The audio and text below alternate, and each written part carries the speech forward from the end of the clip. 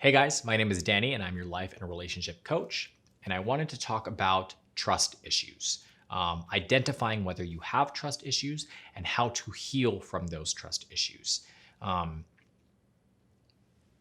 Trust is a fundamental aspect of a relationship, any relationship really. So the development of a friendship, of a relationship, your relationship with your family, trust is a pillar.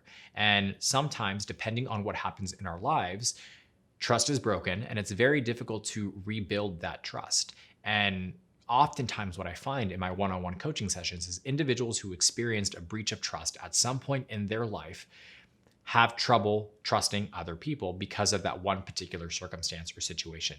It also creates insecurities, right? So you start to suffer from self-esteem issues, self-confidence issues, and it's something that carries on with you unless you identify what the issue is and you're able to really understand it and move past it. So, I wanted to go over some of the signs of an individual or somebody who has trust issues, right? The first one and the most common one that I see is control issues, right? Feeling the need to know where everybody is at all times. So, if you're in a relationship and you feel the need to know where your partner is at all times, you want to know who they're hanging out with, you want to know what time they're hanging out with them until, what time they're coming home, what they're eating, whatever it may be. That is a clear indication that there are some trust issues because you feel the need to control your environment at all time in order to avoid getting hurt. But what ends up happening is you create a self-fulfilling prophecy, and it's kind of a self-sabotaging type of behavior because you control somebody so much that you feel like they feel like they're being suffocated and you end up pushing them away anyways. So what you have been fighting so hard to prevent, you actually create for yourself. So again, control issues is one of the first and primary signs of somebody who has trust issues. The second one are individuals who struggle with vulnerability, right? So your inability to really express yourself, to let people in. If you let somebody in, they may hurt you. So you would rather not let them in. You'd rather build your walls up super high and not allow people to really get to know you as the authentic person that you are. And again, that is also a sign of trust issues because you do not trust people with your heart. You do not trust people with your emotions because you feel as if they are going to betray you. The third one is fear of commitment.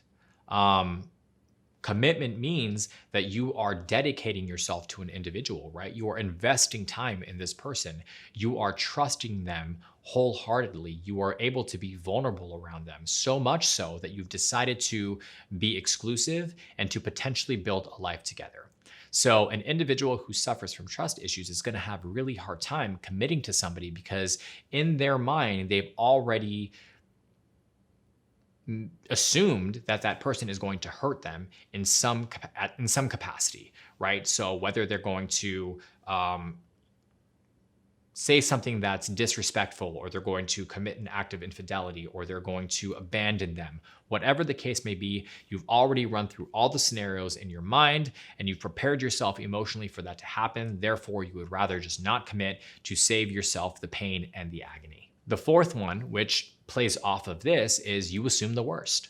Always assuming the worst, thinking that, people are constantly going to hurt you, or that person is going to stop talking to you or ghost you, or they're going to do something that is not nice. They're going to disrespect you. They're going to abandon you. They're going to, whatever the case may be. If you're stuck in this negative mindset where you are constantly thinking that people are out to get you, that is its clear indication of trust issues. And again, that stems from pain and from hurt and not wanting to experience that again.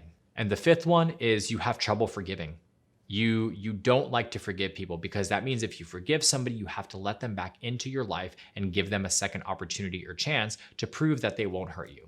So instead, what you would rather do is just push them away and not have to deal with it and just remove them completely from your life. And by not forgiving them, that is what you were doing. You were saying, no, I don't forgive you. I don't want you to be a part of my life anymore. You can continue to move on. And again, this is another indication of an individual who is suffering from trust issues. So, how can you begin to heal from trust issues? What are some of the things that you can do in order to feel more confident in letting people in? The first one, which just seems so obvious, is acknowledge the fact that pain is inevitable, right? Unfortunately, in life, things happen. We go through painful experiences, and those painful experiences range in severity. And most of the time, they are absolutely manageable.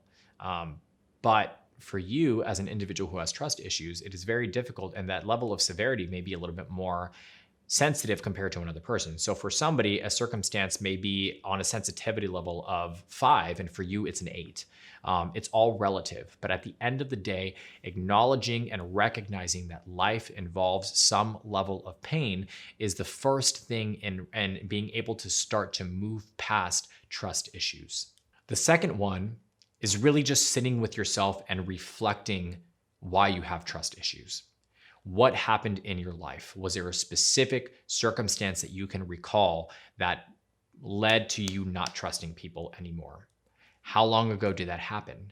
How long have you not trusted people? When is the last time you let somebody in? How does it make you feel? Do you trust yourself?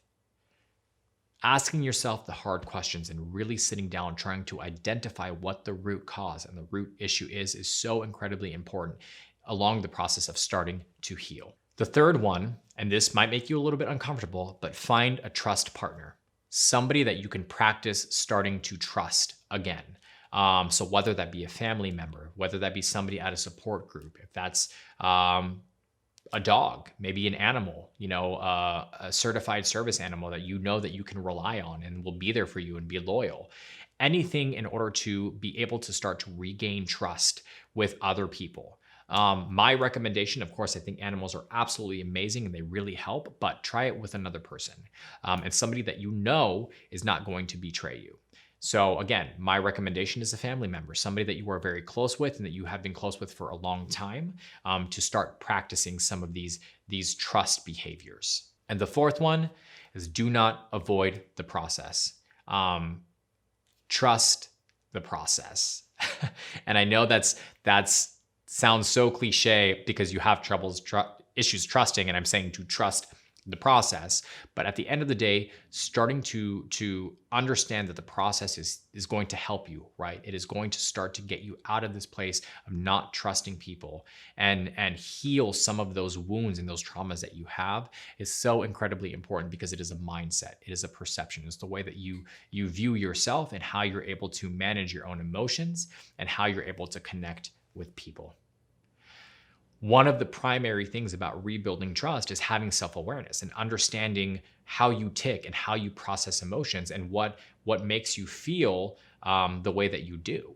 So if you're an individual that has trouble with self-awareness and mindfulness and identifying those types of things, there is a product on our website. If you go to happilycommitted.com and you go to the products tab, it's a self-awareness training. And it is a product that I have created to help individuals really start to dive in to the internal aspects of themselves and start to identify who they are as a person and how they process things and how they approach the world. I promise you, it will change your perception. It will help you in your dynamics with other people and the way that you view yourself and the way that you view the world. So if you just need a little bit of guidance and you need to know where to start, this is the perfect product for you. If you related to this video, please make sure you hit the like and subscribe button down below. I love having open dialogue with people. So if this is something that you, again, related to, or maybe you feel like I may have missed something, please leave your comments. I love to read all of them. Maybe you just want to know a little bit more. You want to dive in a little bit deeper. You can visit us at happilycommitted.com, where we have a multitude of different articles and blogs and videos related to this topic and many other topics as well. If you want to book a one-on-one coaching session with myself or one of the other amazing coaches on the team, you can do that directly through their website as well. Again, my name is Danny. I'm your life and relationship coach. I hope you guys are staying happy and healthy, and I'll see you guys soon.